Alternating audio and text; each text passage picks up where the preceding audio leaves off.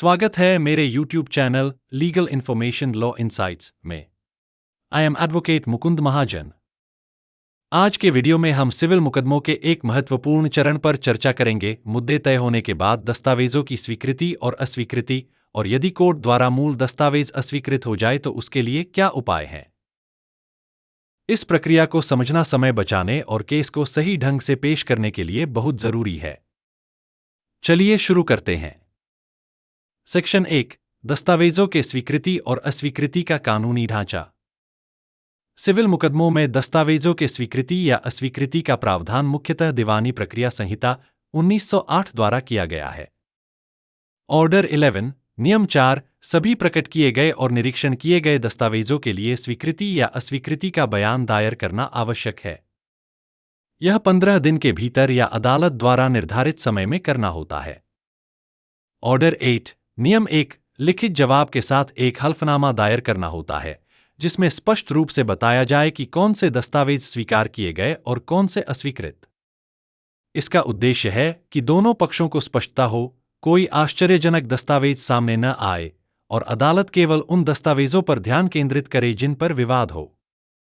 इसके अलावा धारा 151 CPC के अंतर्गत अदालत के पास यह शक्ति होती है कि वह न्याय की दृष्टि से दस्तावेज को स्वीकार कर सकती है, भले ही प्रक्रियात्मक आवश्यकता में थोड़ी देरी हुई हो। सेक्शन 2, न्यायिक दृष्टिकोण और हाल के मामले। हाल के 5 वर्षों में कई अहम निर्णय आए हैं जो यह स्पष्ट करते हैं कि मुद्दे तय होने के बाद दस्तावेजों को कैसे स्वीकार या अस्वीकृत किया जाए। एक Sudhir power project limited versus prime made in PVT limited, Delhi HC 2024। इस मामले में अदालत ने यह देखा कि लिखित जवाब दायर करने के बाद दस्तावेजों को स्वीकार किया जा सकता है या नहीं। अदालत का कहना था कि पर्याप्त कारण दिखाने पर देर से दायर दस्तावेज स्वीकार किए जा सकते हैं, लेकिन समय सीमा का पालन करना प्राथमिकता है। दौर Vijay Antony pictures V Rajagopalan, Madras HC 2023। Photocopy या द्वितीयक साक्ष्य केवल तभी स्वीकार किए जा सकते हैं जब मूल दस्तावेज खो गया हो, नष्ट हो गया हो या जानबूझकर नहीं प्रस्तुत किया गया हो। यह दस्तावेज की प्रामाणिकता और विश्वसनीयता को सुनिश्चित करता है। 3 Radha Phool fin investments PVT limited versus Param Sukh Nirman PVT limited, Delhi HC 2024। हल्फनामा न दायर करने पर लिखित जवाब अस्वीकार किया जा सकता है। यह दस्तावेज स्वीकृति में प्रक्रियात्मक अनुपालन के महत्व को दर्शाता है।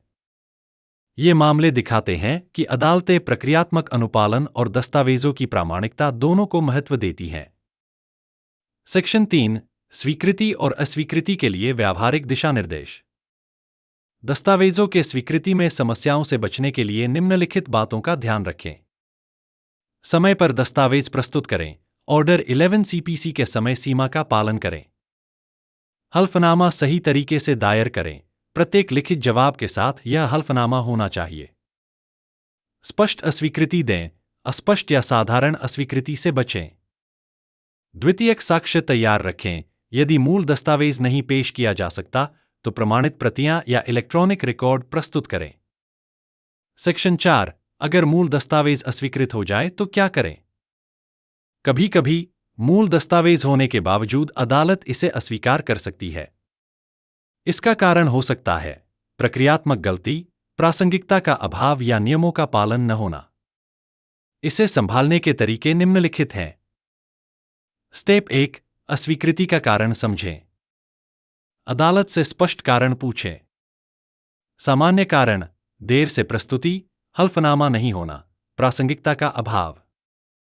स्टेप 2, दस्तावेज स्वीकार करने के लिए आवेदन करें। देर से दस्तावेज स्वीकार करने की अनुमति के लिए आवेदन दायर करें।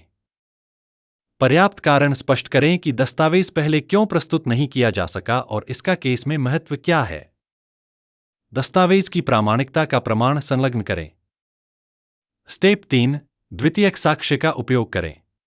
भारतीय साक्ष्य अधिनियम 2023 की धारा 57 के अनुसार, जिसने भारतीय साक्ष्य अधिनियम 1872 की धारा 65 की जगह ली है, द्वितीयक साक्ष्य जैसे फोटोकॉपी, प्रमाणित प्रतियां या इलेक्ट्रॉनिक रिकॉर्ड तब प्रस्तुत किए जा सकते हैं जब मूल दस्तावेज को कोर्ट द्वारा अस्वीकृत कर दिया जाए, खो दिया गया हो या किसी अन्य कारण से स्वीकार नहीं किया जा सके।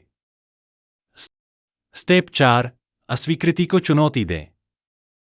यदि अस्वीकृति केस के नतीजे को प्रभावित करती है, तो धारा 96 सीपीसी के तहत अपील करें। प्रक्रियात्मक त्रुटियों या कानून के गलत लागू होने को उजागर करें। स्टेप 5, न्यायालय की विवेक शक्ति। धारा 151 सीपीसी के अंतर्गत अदालत न्याय के हित में दस्तावेज को बाद में भी स्वीकार कर सकती है। सेक्शन 5, उदाहरण Dalgreen agro PVT limited V Sheikh अजदूर रहमान ओआरएस। इस मामले में प्रतिवादी ने दस्तावेज की निष्पादन और सामग्री को ऑर्डर 11, नियम 4(2) के तहत अस्वीकार किया। अदालत ने कहा कि दस्तावेजों का स्वीकृति हो जाने के बावजूद उन्हें परीक्षण में प्रमाणित किया जाना जरूरी है।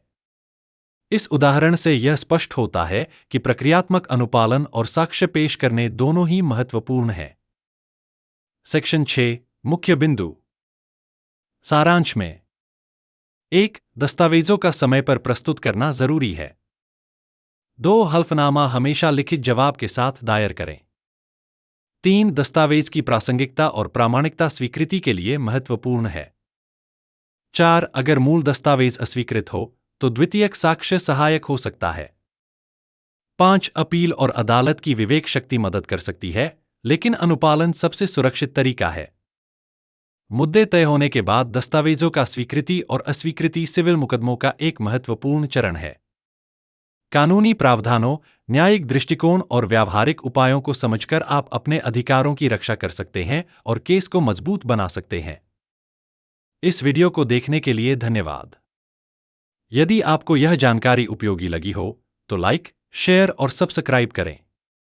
अपने विचार कमेंट में साझा करें और बेल आइकन दबाना न भूलें। मैं आपसे अगले वीडियो में मिलूंगा। जय हिंद, जय भारत।